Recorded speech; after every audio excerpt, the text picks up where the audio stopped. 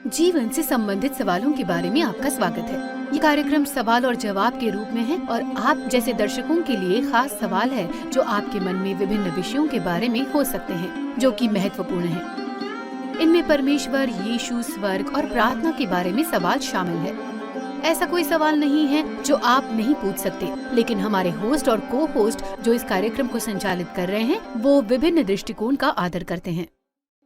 Hello, जीवन से संबंधित सवालों में आपका स्वागत है जो आपके लिए Christ to the world and FIBA India लाए हैं। मैं हूं डैनिया जोहानस, मैं आपकी होस्ट हूं आज की। हमारे साथ फीबा इंडिया के डायरेक्टर पास्टर बेंजामिन हैं। पास्टर, आपका स्वागत है, हमारे साथ सहभागी होने के लिए धन्यवाद।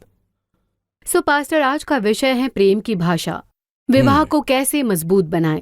सो दर्शकों, आप सभी जो देख रहे हैं, इस बात को सुनिश्चित करें कि आप अपने जीवन साथी के साथ हैं। ये कार्यक्रम आपको ये समझाने या सहायता करेगा कि अपने विवाह को कैसे मजबूत बनाना है और परमेश्वर का वचन विवाह के बारे में क्या कहता है। यहाँ पास्टर विभिन्न सवालों के जवाब देंगे जो आप जैसे दर्शकों के पास विवाह और विभिन्न प्रकार के रिश्तों के बारे में होंगे। सो पास्टर, मुझे लगता है कि हमें इस अत्यंत दिलचस्प विषय का पहला सवाल जानना चाहिए। दर्शक कहते हैं कि मैं पहले ही बड़े उलझन में हूँ। प्रेम की भाषा से आपका क्या मतलब है? आप किस बारे में बोल रहे हैं? ये बहुत अच्छा सवाल है और यहाँ इसे शुरू करना अच्छा है।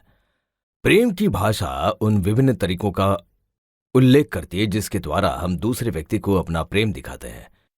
इस कार्यक्रम के संदर्भ में प्रेम की भाषा उन तरीकों का उल्लेख करती है जिससे हम अपने साथी के प्रति अपने प्रेम को व्यक्त करते हैं, और मुझे लगता है कि हम इसी संदर्भ के अंतर्गत सवालों को पूछेंगे। जी बिल्कुल सही पास्टर। जी हाँ। सो अगला सवाल है पास्टर, प्रेम क्या है? प्रेम ऐसा शब्द है जिसका विभिन्न तरीकों से उपयोग किया जाता है। हम कहते हैं कि अपने कुत्ते से प्यार करता हूँ, मैं आइसक्रीम पसंद करता हूँ, मुझे बगीचे में घूमना पसंद है, मैं अपनी माँ से प्यार करता हूँ, मैं अपने देश से प्रेम करता हूँ, मुझे टेलीविजन देखना पसंद है, मैं परमेश्वर से प्रेम करता हूँ। फिर से इस कार्यक्रम के संदर्भ के अंतर्गत प्रेम पति और पत्नी के बीच गहरे बंधन का उल्लेख करता है। वो भावनात्मक लगाव का और देखभाल का उल्लेख करता है जो व्यक्ति को अपने विवाह के संबंध में होता है। प्रेम का अर्थ है अपने पत्नी या पति के साथ गहराई से समर्पित रहना और जुड़े रहना। यदि आप ग्रीक भाषा में देखते हैं तो प्रेम शब्द है अगापे, जो सबसे ऊंचे दर्जे के प्रेम का उल्लेख करता है। अगापे प्रेम वो प्रेम है जो हम अपनी पत्नी या पति के लिए रखते हैं, जिसमें हम बदले में कुछ पाने की आशा नहीं रखते। अपने पति या पत्नी के लिए प्रेम उस प्रेम में गहराई से जड़ पकड़े हुए है जो परमेश्वर हम में से हर एक के लिए रखता है, और ये उसके प्रेम का प्रतिबिंब है। परमेश्वर के वचन में यूहन्ना 4:10 में हम पढ़ते हैं कि प्रेम इसमें नहीं कि हमने परमेश्वर से प्रेम किया, पर इसमें है कि उसने हमसे प्रेम किया और हमारे पापों के प्रायश्चित के लिए अपने पुत्र को भेजा। प्रेम बलिदानात्मक होता है। वो अपने पति या पत्नी को खुद से पहले रखना है।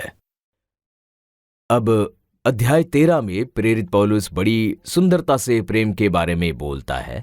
उसने लिखा है, प्रेम धीरजवंत है, प्रेम कृपालु है, प्रेम डाह नहीं करता, प्रेम अपनी बढ़ाई नहीं करता और फूलता नहीं, वो अनरीति नहीं चलता, वो अपनी भलाई नहीं चाहता, वो जल्दी गुस्सा नहीं होता, वो बुराई का हिसाब नहीं रखता, वो हमेशा रक्षा करता है, हमेशा भरोसा करता है और हमेशा आशा रखता है, हमेशा धीरज रखता है। अब ये आपके सवाल का लंबा जवाब है, परंतु ये अत्यंत महत्वपूर्ण है कि हम प्रेम की अपनी कल्पना परमेश्वर के वचन पर आधारित करें, और हमारे लिए उसके पास जो प्यार है वो एक तुच्छ भावना नहीं जो टीवी और मूवी के प्यार के समान मिट जाती है। अब मुझे ऐसा लगता है कि लोगों ने प्रेम शब्द का गलत इस्तेमाल किया है, इसलिए अच्छा होगा कि हम उस शब्द पर वापस जाएं और कहें कि प्रेम क्या है। धन्यवाद पास्टर, आपने हमें सोच विचार करने के लिए बहुत कुछ दिया। हम यहाँ और प्रश्न ना पूछकर बाकी कार्यक्रम आपके द्वारा बताई गई परिभाषाओं पर चर्चा कर सकते हैं। उदाहरण के तौर पर हम अपने साथी को धीरज कैसे दिखा सकते हैं, हम दयालुता कैसे दिखा सकते हैं, हम अपने साथी की कैसे रक्षा कर सकते हैं। लेकिन हम आगे बढ़ेंगे। उत्पत्ति के आरंभ के दिनों में जब परमेश्वर ने विश्व की रचना की, सूर्य और चंद्रमा बनाया, पहाड़ों, घाटियों और नदियों और समुद्रों के साथ और सारे वनस्पति जीवन और प्राणी जीवन के साथ पृथ्वी को बनाया, जिसके बारे में हम उत्पत्ति 1:27 में परमेश्वर के वचन में पढ़ते हैं। परमेश्वर ने मनुष्य को अपने प्रतिरूप में बनाया, परमेश्वर के प्रतिरूप में उसने उन्हें बनाया, स्त्री पुरुष के रूप में उसने उन्हें उत्पन्न किया। हम उत्पत्ति 2:24 में पढ़ते हैं, इस कारण पुरुष अपने माता पिता को छोड़कर अपनी पत्नी से मिला रहेगा और वे एक तन बने रहेंगे। परमेश्वर की 10 आज्ञाओं में से एक कहती है, निर्गमन 20:14, तू व्यभिचार न करना। वो अपने आप के खिलाफ पाप है, वो विवाह के जीवन साथी के खिलाफ पाप है और वो परमेश्वर के खिलाफ पाप है। धन्यवाद पास्टर। सो हम अगले सवाल की ओर बढ़ते हैं। ये अत्यंतिक मौलिक सवाल है पास्टर, प्रेम की कितनी भाषाएं हैं? अब अपनी पत्नी या पति के प्रति हमारा प्रेम प्रकट करने के कई तरीके हैं, परंतु इन सभी तरीकों को 5 मुख्य क्षेत्रों में संगठित किया जा सकता है। इस प्रकार 5 मौलिक प्रेम भाषाएं हैं। ये एक स्वाभाविक फॉलोअप सवाल है जी हाँ। पास्टर। 5 प्रेम भाषाएं क्या हैं? ये 5 भाषाएं गैरी चैपलिन की पुस्तक से हैं। ये प्रेम भाषाएं सार्वत्रिक हैं और मैं उन्हें एक के बाद एक सूचीबद्ध करूंगा। पहला है प्रशंसा का शब्द, दूसरा है साथ समय बिताना, तीसरा है उपहार देना और प्राप्त करना, एक दूसरे की सहायता करना चौथा है, भौतिक स्पर्श पांचवा है। प्रशंसा के शब्द साथ समय बिताना, उपहार देना और प्राप्त करना, एक दूसरे की सहायता करना और भौतिक स्पर्श, ये 5 प्रेम भाषाएं हैं जिन्हें उन्होंने अपनी पुस्तक में सूचीबद्ध किया है। धन्यवाद पास्टर। अगले प्रश्न की ओर बढ़ते हैं। ये शायद एक ऐसा सवाल है जो हम सभी पूछेंगे। क्या आप निश्चित हैं कि केवल 5 प्रेम भाषाएं हैं? मुझे ऐसा लगता है कि प्रेम को दर्जनों और दर्जनों तरीकों से व्यक्त किया जा सकता है। आपका कहना सही है, प्रेम को कई तरीकों से व्यक्त किया जा सकता है, लेकिन प्रेम को व्यक्त करने के ये सभी अलग अलग तरीके अब पाएंगे कि ये इन 5 बातों में से किसी एक में आता है। चाहे एक दूसरे की सहायता करना हो या प्रशंसा का शब्द, आप जो भी करते हैं, प्रेम की अभिव्यक्ति आपको इन 5 में मिलेगी। जैसे बोली जाने वाली भाषा की कई बोलियां होती हैं, वैसे ही पति या पत्नी को प्रेम दिखाने में भी कई अलग अलग तरीके होते हैं। तो यहाँ अगला सवाल है पास्टर, 5 प्रेम भाषाओं का विचार या कल्पना कहाँ से आई है? अब जैसा कि मैंने कहा, ये 5 प्रेम भाषाएं मानव सभ्यता की शुरुआत से ही अस्तित्व में हैं। डॉक्टर गैरी चैपलिन, जो यीशु के अनुयायी और बाइबल के विद्वान विवाह परामर्शदाता हैं, इन 5 प्रेम भाषाओं को पहचानने और कई साल पहले उन्हें पहचानने वाले पहले व्यक्ति नहीं हैं। और ये विवाहित दंपतियों के बीच बहुत लोकप्रिय हैं। इनके ज्यादातर सेमिनारों में आप पाएंगे कि इस बारे में बात की गई है। तो 5 भाषाएं, प्रेम भाषाएं वास्तव में संवाद करने की भाषा है, दूसरे व्यक्ति के लिए अपने गहरे प्यार को जताने की। तो इस सवाल का मेरा जवाब उनके काम और उनके निष्कर्षों के आधार पर है, और मेरा मानना है कि ये बहुत लोकप्रिय है और आज भी प्रासंगिक है। तो अगला सवाल है पास्टर, क्या आप निश्चित हैं कि 5 प्रेम भाषाएं हर देश और हर संस्कृति में मौजूद हैं? क्या वो यहाँ भारत में भी लागू होती हैं? मेरा मानना है कि प्रेम ये अभिव्यक्ति सभी देशों, सभी संस्कृतियों, सभी लोगों के समूह में मौजूद है और उनका तरीका अलग हो सकता है, लेकिन निश्चित रूप से ये सभी भाषाओं में मौजूद है, सांस्कृतिक बाधाओं से परे सभी देशों में।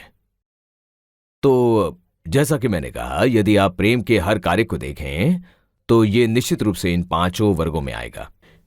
सही है। तो जॉर्ज पूछ रहे हैं, प्रशंसा के शब्दों का वास्तव में क्या मतलब है? प्रशंसा के शब्द वे कथन हैं जो हम अपने आप से कहते हैं, शक्तियां जो उस व्यक्ति का समर्थन करती है और उसकी उन्नति करती है। आप देखिए, ऐसा लगता है कि कोई भी व्यक्ति प्रशंसा के बिना नहीं रह सकता। पति पत्नी से उस प्रशंसा की अपेक्षा करता है और पत्नी भी उस प्रशंसा या समर्थन की अपेक्षा करती है।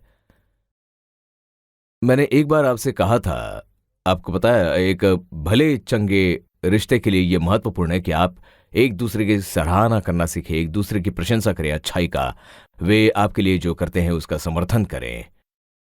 नीति अध्याय 17, 15 से 16। परमेश्वर का वचन कहता है, झड़ी के दिन पानी का लगातार टपकना और झगड़ालू पत्नी दोनों एक से हैं। जो उसको रोक रखे वो वायु को भी रोक रखेगा और दाहिने हाथ से वो तेल पकड़ेगा। झगड़ालू पति के बारे में भी यही सच है। तो आप पाते हैं कि शब्द सामर्थी है। आप शब्दों के साथ संवाद कर सकते हैं। राजा सुलेमान ने परमेश्वर के वचन में उन बातों के महत्व के बारे में बात कही जो हम बोलते हैं। बाइबल फिर से कहती है कि नीति वचन अध्याय 18 पद 21 में जीभ के वश में जीवन और मृत्यु दोनों है। तो आप शब्दों से व्यक्ति को तोड़ सकते हैं और व्यक्ति को बना भी सकते हैं। सो प्रशंसा के शब्द दूसरे व्यक्ति की उन्नति करते हैं, प्रोत्साहन देते हैं। धन्यवाद पास्टर। एक फॉलो अप सवाल है पास्टर, क्या आप इस बात का निश्चित रूप से उदाहरण दे सकते हैं कि हम किस तरह से हमारे साथी से प्रशंसा या सामर्थ्य के शब्दों को साझा कर सकते हैं पास्टर? अब मुझे लगता है कि जवाब देने से पहले हमें बहुत सावधानी से अंतर करने की आवश्यकता है। प्रशंसा, सराहना और खुशामद। खुशामद झूठ पर आधारित होती है, प्रशंसा सत्य पर आधारित होती है। अब ये देखिए, आप एक खूबसूरत महिला है। मैं बहुत आभारी हूं कि परमेश्वर ने आपको मुझे दिया। आप बहुत ताकतवर हैं, आप स्वादिष्ट रोटी बनाती हैं, मेरी मदद करने के लिए धन्यवाद। ये सभी सकारात्मक शब्द हैं, क्योंकि मनुष्य होने के नाते हम आलोचना करने में जल्दी करते हैं। दूसरे व्यक्ति की सराहना करने के लिए कोशिश करनी पड़ती है। कभी कभी हम कहते हैं, नहीं, जिस क्षण मैं सराहना करता हूं वो उसके सिर चढ़ जाता है। अब यह कोई बहाना नहीं है। मुझे लगता है कि हमें सीखना चाहिए प्रशंसा करना, सराहना करना व्यक्ति की उन्नति के लिए। तो अगले सवाल की ओर बढ़ते हैं। गुणवत्तापूर्ण समय का क्या अर्थ है? क्वालिटी टाइम का मतलब है अपने प्रियजन के साथ समय बिताने के इरादे से अपनी समय सारिणी बनाना। ऐसा नहीं है कि आप कुछ समय बिता रहे हैं, लेकिन मैं कह रहा हूं, मैंने जानबूझकर एक समय साथ बिताने की बात कही है, चाहे वो कुछ भी हो, खेलना हो, बाहर जाना हो, खाना हो, लेकिन ये बिना किसी व्यवधान के ये समय होता है। ऐसा समय जो जानबूझकर बनाया जाता है, बीच में कुछ और नहीं आता। जब आप एक बेहतर समय क्वालिटी टाइम कहते हैं तो ये मतलब होता है। तो यहाँ अगला सवाल है पास्टर, क्या आप कुछ खास उदाहरण दे सकते हैं कि हम अपने लिए क्वालिटी टाइम कैसे दे सकते हैं पास्टर? इन सारे उदाहरणों में शायद हम शहरी परिवेश को देख रहे हैं, अलग अलग ग्रामीण परिवेश में ये अलग होगा। ये शायद सड़क पर चलना और कटहल खाना है। ये बस साथ बैठकर कुछ देखना है, ये बगीचे में टहलना हो सकता है, साथ मिलकर घर में काम करना है, कुछ ऐसा जो आपको एक साथ बांधे रखें और जो दिखाए कि आप वास्तव में दूसरे व्यक्ति का सम्मान करते हैं। कभी कभी भले ही आपको आप जो कर रहे हैं वो पसंद ना हो, कम से कम उस समय के लिए ये कहने के लिए कि मैं आपकी परवाह करता हूं, आपको समय बिताने की जरूरत है। उन सुझावों के लिए धन्यवाद पास्टर। बेशक आपने हमें इस बारे में एक बढ़िया विचार दिया है कि हम अपने प्रियजन के साथ समय कैसे बिता सकते हैं पास्टर। तो अगले सवाल पर चलते हैं। क्या हर कोई उपहार पाना पसंद करता है? क्या हर कोई उपहार पाना पसंद करता है? बेशक, मुझे लगता है कि हर कोई उपहार पाना पसंद करता है, लेकिन फिर कभी कभी अब जानते हैं, जब पति बहुत महंगा उपहार लाता है, पत्नी कहती है, इतना महंगा क्यों? ठीक है, ये कीमत के बारे में नहीं है, बल्कि इसके पीछे के विचार के बारे में है। लेकिन इसका मतलब ये नहीं है कि आप कुछ भी ले आओ। फिर से मैं कह रहा हूं कि ये इच्छा से किया जाता है। आपको ऐसे उपहार खरीदने चाहिए जो उन्हें पसंद हो, और आप ये संदेश दे रहे हैं कि आप महत्वपूर्ण हैं और इसीलिए मैंने तुम्हारे लिए लाया। सही है। तो पास्टर, उपहार, इनाम पाना एक प्रेम भाषा क्यों है? उपहार प्रेम प्रकट करता है। जैसा कि मैंने कहा, यह आवश्यक नहीं है कि उपहार ही महत्वपूर्ण हो। एक बच्चा अपनी माँ के पिछले आंगन से एक बेशकीमती फूल चुनता है और उसे उपहार के रूप में उसके पास लाता है। उसकी ये पहली भावना है जो सबसे पहले हमारे बच्चे को फूल तोड़ने के लिए कहता है, लेकिन फिर उसे एहसास होता है कि उसका इरादा क्या है। इसलिए वो फूल लेती है, उसे सूंघती है और बच्चे को गले लगाती है, क्योंकि वो उसके बारे में सोच रहा था। तुम्हें पता है, मुझे अभी भी याद है कि इस लड़की ने क्रिसमस के दिन पिता से कुछ पैसे मांगे थे और उसने कुछ महंगा रैपिंग पेपर खरीदा और उसने एक कार्डबोर्ड बॉक्स खरीदा और उसे पैक कर दिया। क्रिसमस के दिन वो आई और अपने पिता को दे दिया और उसने खोला। उसे खोलने में कुछ समय लगा, ये एक के बाद एक रैपर थे। उसने इसे खोला और अंदर देखा, वहां कुछ भी नहीं था। वो बहुत गुस्सा हो गया। उसने कहा, इसके लिए तुमने मेरे बहुत सारे पैसे बर्बाद किए। वो रोने लगी। उसने कहा, डैडी, मैंने अपने सारे चुंबन उस बॉक्स में डाल दिए। ये मायने नहीं रखता कि उपहार कितना बड़ा है, ये वो प्रेम है जो उपहार के साथ व्यक्त किया जाता है। बिल्कुल पास्टर, इस सुंदर उदाहरण के लिए धन्यवाद। अब अगली प्रेम भाषा की ओर चलते हैं। सक्रिय सेवा का क्या अर्थ है? सेवा के कार्यों में कई काम शामिल हैं, जैसे गंदे डायपर बदलना, घास काटना। जब आप घास काटना कहते हैं तो ये एक पश्चिमी विचार है, लेकिन ये बगीचे, आंगन में काम करना और खाना पकाने में मदद करना है। यदि पति खाना बनाना जानते हैं नहीं तो वे इसमें गड़बड़ कर देंगे। हमारी संस्कृति में जो भी अच्छा है, जो भी वे एक साथ कर सकते हैं, वो सेवा का कार्य है। यह सिर्फ पति द्वारा पत्नी की मदद करना नहीं, ये पत्नी द्वारा पति की मदद करना भी है। सो पास्टर, हम कार्यक्रम के अंत के करीब हैं, तो मेरा अपना एक सवाल है आपसे। प्रेम की भाषाओं और इस सत्र में हमने जिन भाषाओं के विषय में सीखा, उनके बारे में आपकी आखिरी टिप्पणियां क्या हैं? इस कार्यक्रम में भाग लेने के लिए आपका बहुत बहुत धन्यवाद। मैं प्रार्थना करता हूं कि यह कार्यक्रम आपके लिए सहायक साबित होगा और मैं आपको इस प्रसारण को देखने के लिए प्रोत्साहित करता हूं। आप जानते हैं, ये सवाल जवाब खासकर प्रेम की 5 भाषाओं पर, और पूछें, क्या ये मेरी शादी में अमल किया जा सकता है?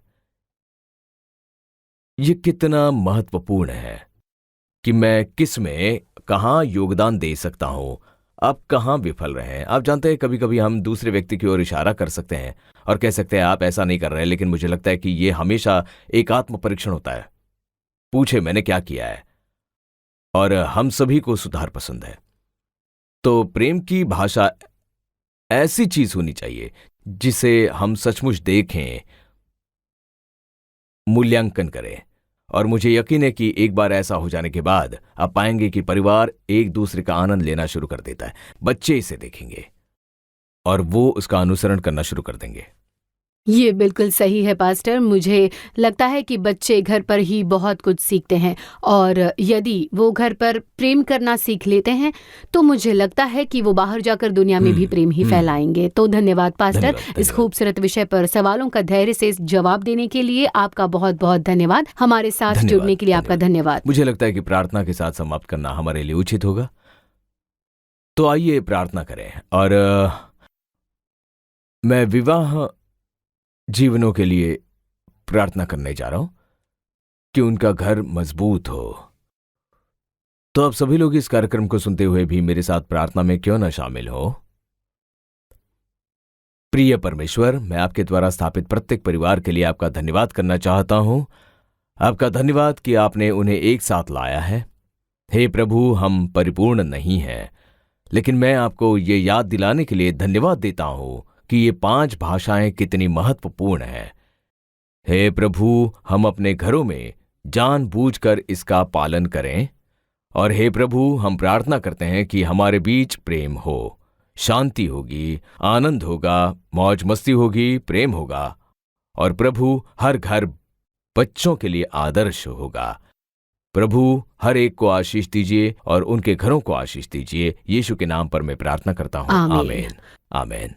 इस सुंदर प्रार्थना के लिए धन्यवाद पास्टर। प्रिय दर्शकों, आज हमारे साथ सहभागी होने के लिए आपका बहुत बहुत धन्यवाद। हमें विश्वास है कि आप और आपके परिवार इस कार्यक्रम के माध्यम से आशीषित होंगे और हम प्रार्थना और आशा करते हैं कि आपका परिवार प्रेम से बढ़ेगा। बहुत बहुत धन्यवाद पास्टर, आज हमारे साथ सहभागी होने के लिए धन्यवाद। फिर से आइए, ये जीवन से संबंधित सवाल है जो आपको क्राइस्ट टू द वर्ल्ड और फीबा इंडिया द्वारा लाया गया है। देखने के लिए धन्यवाद। यहोवा तुझे आशीष दे और तेरी रक्षा करे। यहोवा तुझ पर अपनी मुख का प्रकाश चमकाए और तुझ पर अनुग्रह करे। यहोवा अपना मुख तेरी ओर करे और तुझे शांति दे। आप मोबाइल पर और व्हाट्सएप क्रमांक 8448877757 पर हम तक पहुंच सकते हैं।